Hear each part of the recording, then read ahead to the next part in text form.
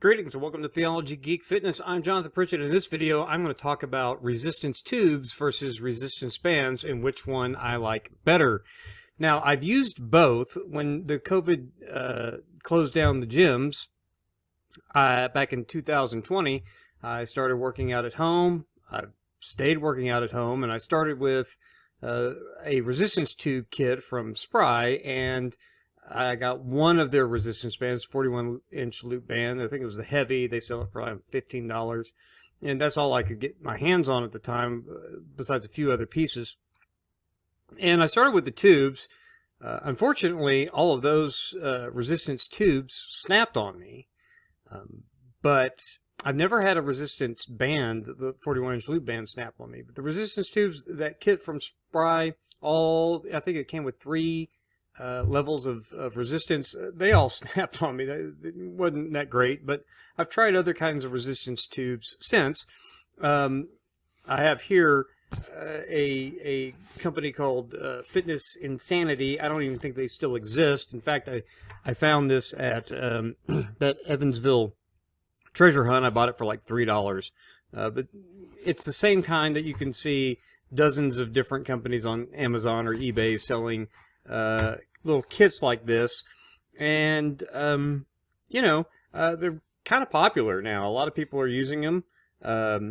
I'm not a fan, to be honest with you, so if that gives you a heads up of why I prefer resistance bands, obviously I'm still using them. But it's not because they snapped, but with a typical kit like this, you're going to get 5 levels of resistance, and I think they sell them for between $20 and $40 or whatever, but I think they're all the same. They all have usually the same color schemes, kind of the same with the resistance bands sets you see. You get 5 bands ranging from 10 pounds of resistance up to I believe it's 50 pounds of resistance. I don't think any of these actually register that. If you were to get like a digital scale, you'd have to probably stretch them pretty hard to get the resistance amounts that they claim with these kind of tubes. Now, there are higher quality tubes. I'll get to that in a minute. But these, you get a 10 pound up to 50 pound. They're not very good quality. Little carabiners that just sit awkwardly in the nylon. You get a couple of ankle attachments. You get a couple of handles and a little door anchor. And a lot of people, I guess, pick these kinds of kits up because you can find them anywhere.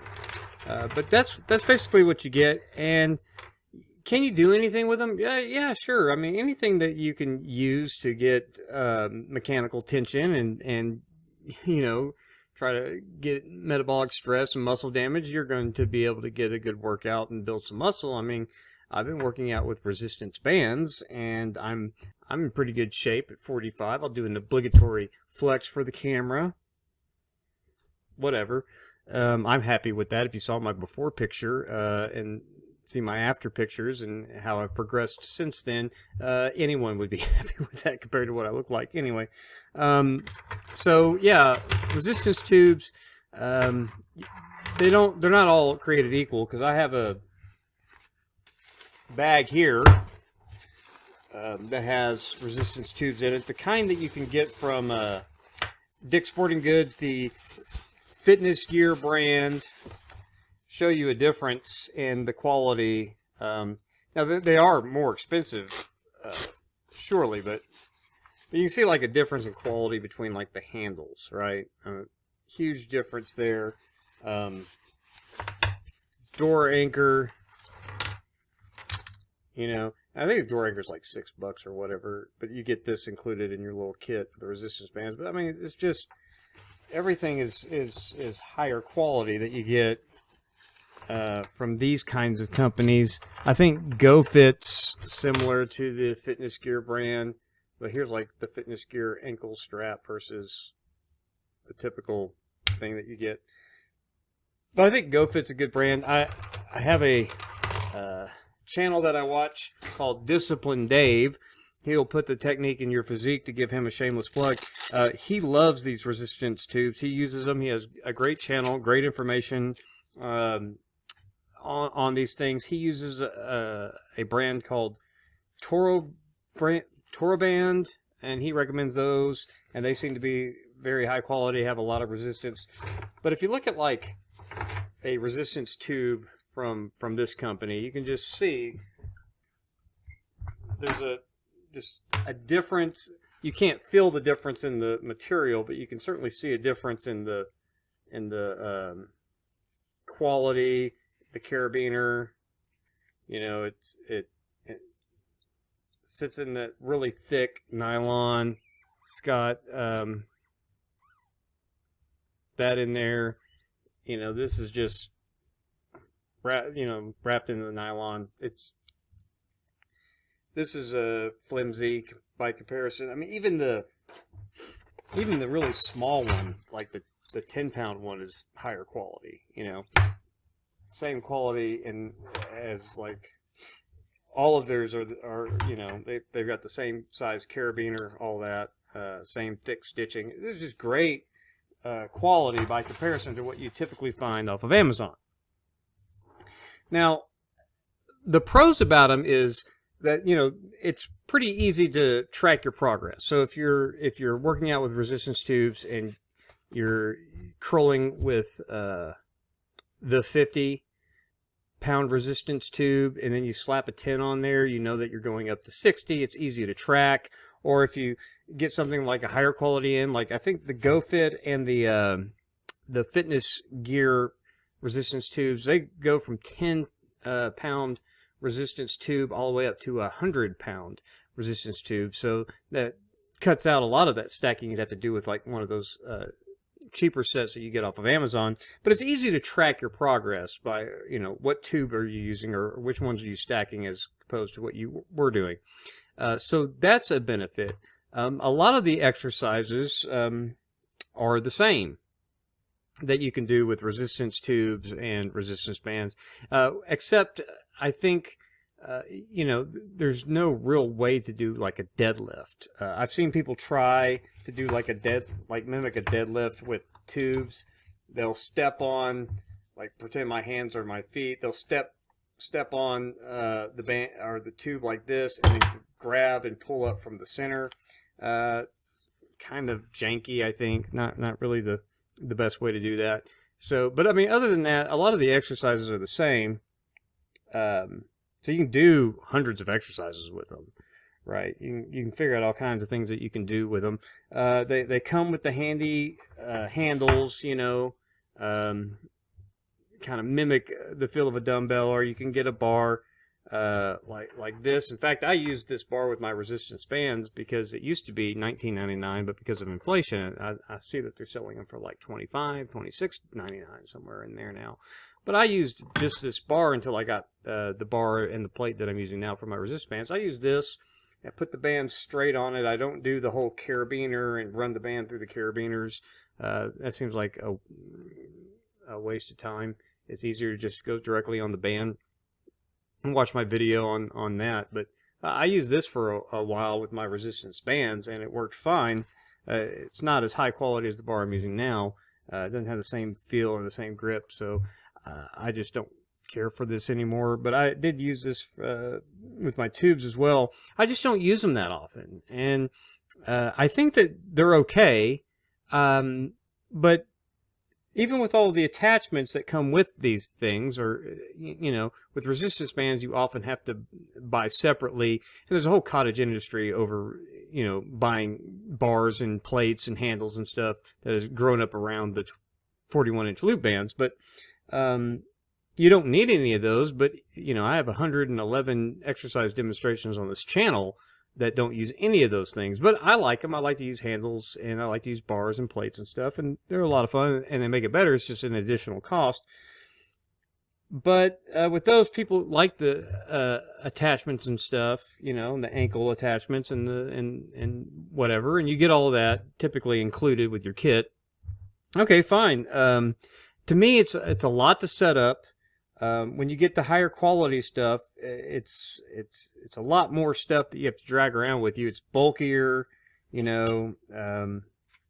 It's a little bit more work to change your resistance tubes when you're switching up exercises and stuff.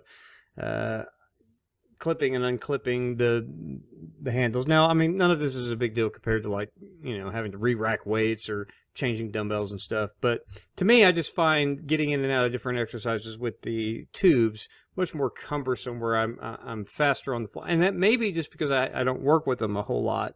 But for me, I've always found it easier to switch up exercises with the bands, even using attachments with my bands. I found it easier to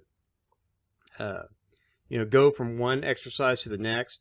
The main thing that I found that I like better about the resistance bands in their flexibility is making the micro adjustments that we've talked about in previous videos. Whereas there's not much you can do other than, you know, move closer or further away from your anchor point, or however you're anchoring it with your feet. But that's pretty much your only option. You don't have, like, just pull a little bit more of the band or let a little bit more slide through, except if you're doing something like a lat pull down with tubes where you're not even using the handles at all. You can just kind of grab a little bit closer or further away from the anchor point. But those on-the-fly adjustments to make sure you're hitting the amount of intensity that you need to get to failure or near it during your set, I just think it's easier. And it just makes more sense for me to be using that, because I've gotten along better with the resistance bands than I have with the resistance tubes. But again, your mileage may vary. And if there's certain exercises you don't even care to do, it doesn't really matter. So I'm not knocking tubes, but if you're going to use those, it's the same thing as if you were using resistance bands or anything else. Get the best quality that you can afford.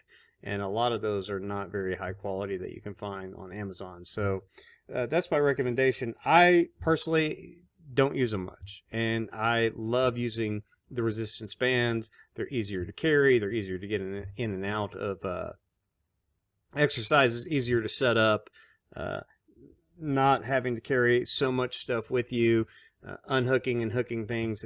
You know, if you see the handles that I have, it's just, you're not having to clip in and out. It's just set it up and go. A lot easier.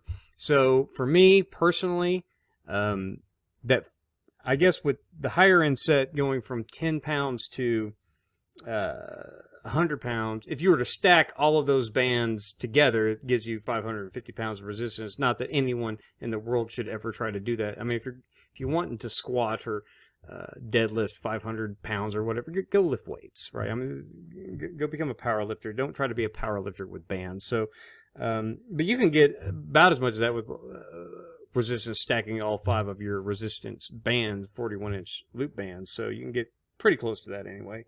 Not that you'd ever need to, but if you wanted to. So for me, 5 bands seems to replace all of that.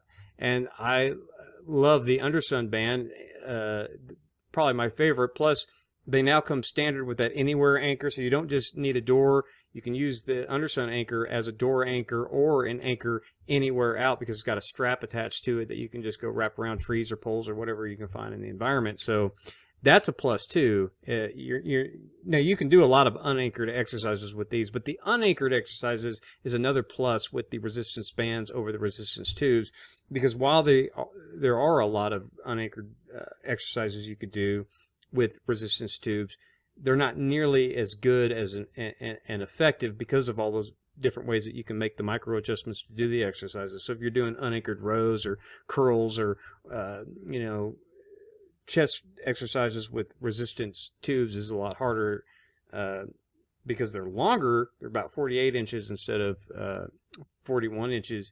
You know, there's a lot of slack if you're trying to just do a wraparound chest press, or you know, if you get it down on the floor to do push-ups and you're trying to add resistance with a tube, you got a lot of tube dangling all over the place. So to me, it's just, when it comes to the unanchored exercises, when it comes to on-the-fly, switching up exercises, the on-the-fly micro adjustments you can do to get the proper amount of tension, the fact that you need less, and it's easier to dial in how much resistance you need.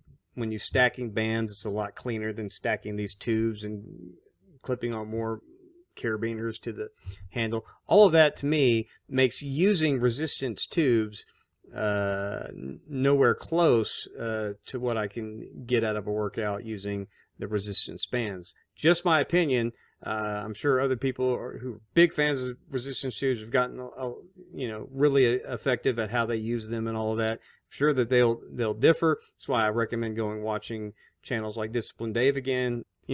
Go check out other channels that are into resistance tubes. I don't do a lot of videos with them unless, if my patrons ever asked me to put together workouts for them, I could do it. It'd be a good workout. I'm not saying that they're ineffective or they won't give you a good workout or you can't build muscle. I'm not claiming any of those things. You can do all of those things with these. Just not my cup of tea.